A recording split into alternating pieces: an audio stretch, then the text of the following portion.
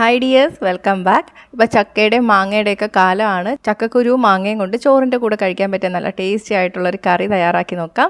ഇത് മാത്രം മതി ചോറ് കഴിക്കാൻ. തയ്യാറാക്കിയെടുക്കാൻ വളരെ എളുപ്പമാണ്, നല്ല പോഷക ഗുണമുള്ളതുമാണ്. അപ്പം നോക്കാം റെസിപ്പി എങ്ങനെയാണെന്ന്.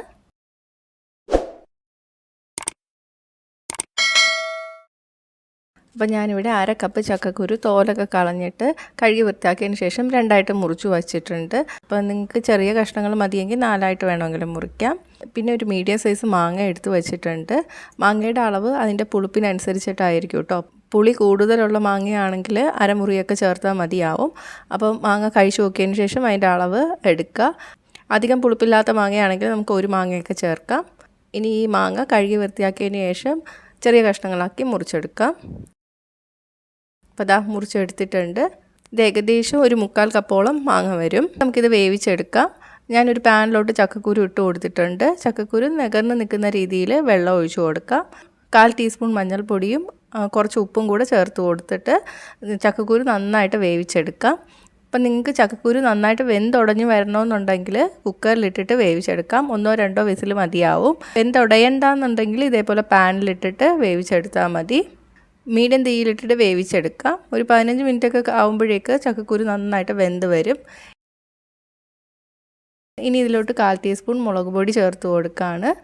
അരിഞ്ഞു വെച്ചിരിക്കുന്ന മാങ്ങ കൂടി ചേർത്ത് കൊടുക്കാം. മാങ്ങ വെന്ത് വരാൻ വേണ്ടി കുറച്ചും കൂടെ വെള്ളം വേണ്ടി വരും. ഞാനൊരു 1/4 കപ്പ് വെള്ളം കൂടി ചേർത്ത് കൊടുക്കുകയാണ്.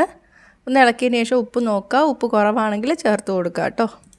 ഇനി ഇത് അടച്ചു വെച്ചിട്ട് ഒരു 10 മിനിറ്റൊക്കെ കഴിയുമ്പോഴേക്ക് മാങ്ങയും വെന്ത് കിട്ടും.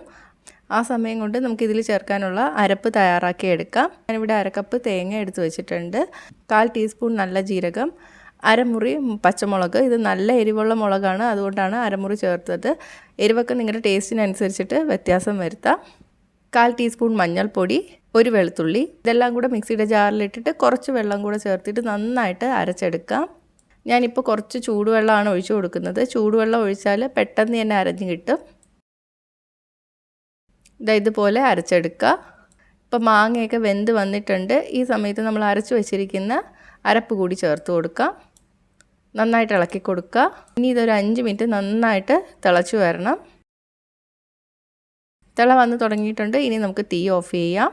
ഇനി കടുക് വറുത്ത് ചേർക്കണം. അതിന് വേണ്ടിയിട്ട് ഒരു പാനിൽ 1 ടേബിൾ സ്പൂൺ എണ്ണ ചൂടായപ്പോൾ കടുക് ചേർത്ത് പൊട്ടിക്കുക. വെളിച്ചെണ്ണയിലാണ് കടുക് വറുക്കുന്നത്. വറ്റൽമുളകും കുറച്ച് കറിവേപ്പിലയും ഒരു ചെറിയ ഉള്ളി ചെറുതായിട്ട് അരിഞ്ഞതും കൂടി ഇട്ടിട്ട് ഉള്ളി ഒന്ന് ബ്രൗൺ നിറം ആകുന്ന വരെ വഴറ്റിയെടുക്കാം. ഉള്ളി ബ്രൗൺ നിറമായി വന്നിട്ടുണ്ട്. ഇനി നമുക്ക് തീ ഓഫ് ചെയ്തതിന് ശേഷം കറിയിലോട്ട് ഒഴിച്ചു കൊടുക്കാം.